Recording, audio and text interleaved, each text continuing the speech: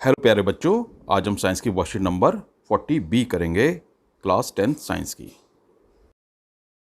जैव प्रक्रम। मानव में वहन। अन्य बहुकोशिकीय जीवों की बात ही मानव को भी भोजन, ऑक्सीजन आदि की नियमित आपूर्ति की आवश्यकता होती है। यह कार्य एक संवहन तंत्र द्वारा किया जाता है। यह तंत्र मानव में विभिन्न पदार्थों के संवहन के लिए उत्तरदायी है। मानव संवहन तंत्र, इसमें हृदय आ गया, रुधिर वाहिकाएं हैं, रुधिर व लसिका। तो हृदय एक पंप की तरह काम करता है और रुधिर वाहिकाओं में धमनी, शिरा व केशिकाएं हैं और रुधिर व लसिका संवहन का माध्यम है। हृदय यह एक पेशी अंग है। यह हमारी मुट्ठी के आकार का होता है। इसका साइज जो है, मानव हृदय में 4 कोष्ठ होते हैं, दायां अलिंद, दायां नीले, बायां नीले और बायां अलिंद। आप देख सकते हैं इसको। एक सामान्य वयस्क हृदय 1 मिनट में 72 बार धड़कता है। मानव हृदय एक चक्र में 70 मिलीलीटर रुधिर पंप करता है। फुफ्फुस से ऑक्सीजन प्रचुर रुधिर बाएं आलिंद में आता है। इसके संकुचित होने पर यह बाएं नीले में स्थानांतरित हो जाता है। वहाँ से रुधिर शरीर में पंपित हो जाता है। शरीर के विभिन्न अंगों से ऑक्सीजनित रुधिर दाएं आलिंद में आता है। इसके संकुचित होने पर यह दाएं नीले में स्थानांतरित हो जाता है। वहाँ से रुधिर को ऑक्सीजनकरण के हेतु फुफ्फुस में पंप कर दिया जाता है। फुफ्फुस यानी फेफड़ों में। आलिंद की अपेक्षा नीले की पेशीय भित्ति मोटी होती हैं, क्योंकि नीले को पूरे शरीर में रुधिर भेजना होता है। जब अलिंद का नीले संकुचित होते हैं तो वॉल्व उल्टी दिशा में रुधिर प्रवाह को रोकना सुनिश्चित करते हैं। दोहरा परिसंचरण। रुधिर परिसंचरण के एक पूर्ण चक्र में हृदय में 2 बार आता है।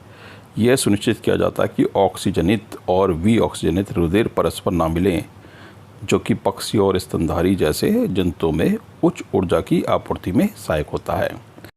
एक बार रुधिर फेफड़ों में पंप किया जाता है साफ होने के लिए, ऑक्सीजनित होने के लिए, और दूसरी बार फिर वापस आके फेफड़ों से वापस आता है वो हृदय की ओर, और वह फिर पूरे शरीर में भेजा जाता है। इसलिए इसको दोहरा परिसंचरण भी कहते हैं। रुधिर वाहिकाएं। धमनी तथा शिरा।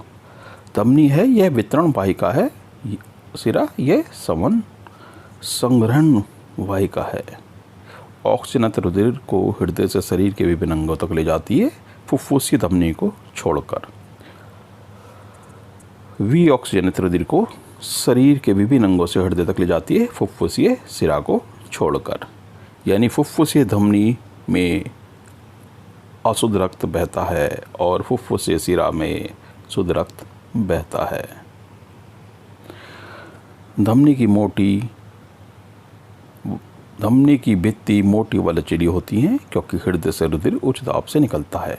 शिरा की भित्ति कम मोटी व कम लचीली होती है। इसमें वॉल्व नहीं होते।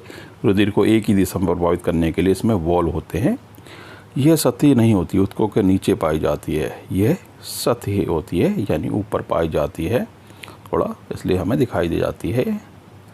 किसी किसी मनुष्य में आपने देखा होगा ग्रीन ब्लू से कलर की, हरे हरे कलर की ये होती हैं शिराएँ। केशिकाएँ। इन रुधिर वाहिकाओं की एकल कोशिकीय भित्ति होती है। केशिकाएं आपस में मिलकर शिराएँ बनाती हैं, जो रुधिर को अंग या ऊतक से दूर ले जाती हैं।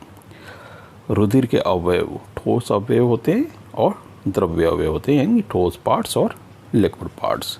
रुधिर कणिकाएं। लाल रुधिर कणिकाएं आरबीसी या ऑक्सीजन तथा CO2 का वहन करना इनका कार्य है। HB रुधिर को लाल रंग देता है। हीमोग्लोबिन मानव में श्वसन वर्णक है, जो ऑक्सीजन के लिए उच्च बंधुता रखता है। यानी ऑक्सीजन को ये फेफड़ों से कलेक्ट करता है और शरीर के सभी भागों में ले जाता है। प्लेटलेट्स रुधिर का थक्का बनाने में सहायक है। कभी चोट लग जाती है तो वहाँ थक्का बना देता है। श्वेत रुधिर कणिकाएं शरीर को रोग मुक्त करने में सहायक है। प्लाज्मा पीले रंग का तरल माध्यम है, जिसमें रुधिर कोशिकाएं निलंबित होती हैं। वे भोजन, कार्बन डाइऑक्साइड व नाइट्रोजनी वर्ज्य पदार्थ का विलीन रूप में वहन करता है। लसिका।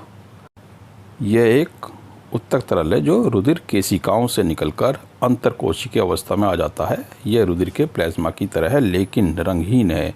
इसमें अल्प मात्रा में प्रोटीन होती है। ये उत्तक से प्रभावित हो संवहन में व शरीर को रोग मुक्त करने में सहायक होता है। इस प्रकार यह शरीर के प्रतिरक्षा तंत्र में एक महत्वपूर्ण भूमिका का वहन करता है। आइए कुछ प्रश्न देख लेते हैं। मानव हृदय का एक स्वच्छ नामांकित चित्र बनाइए। तो आप ये देख सकते हैं, इस चित्र को बना सकते हैं। धमनी और शिरा में अंतर, ये मैंने आपको पहले बता दिया था। आप इनको लिख सकते हैं। रुधिर के अवयवों के कार्य, ये रुधिर है और उसके अवयव हो गए, आप इन्हें लिख लीजिए। प्रश्न 4 है, कारण बताइए। धमनी की भित्ति मोटी होती है और शिराओं में वॉल होते हैं।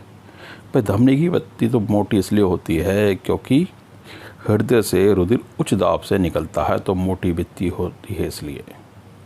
और शिरा की भित्ति कम मोटी या कम लचीली होती है क्योंकि वापस जब ब्लड आता है तो उसमें इतना ज़्यादा दबाव नहीं होता, इतना ज़्यादा दाब नहीं होता और वो बैक फ्लो भी हो सकता है, इसलिए शिराओं के अंदर वॉल होते हैं ताकि रुधिर को एक ही दिशा में प्रभावित करने के लिए इसमें वॉल होते हैं।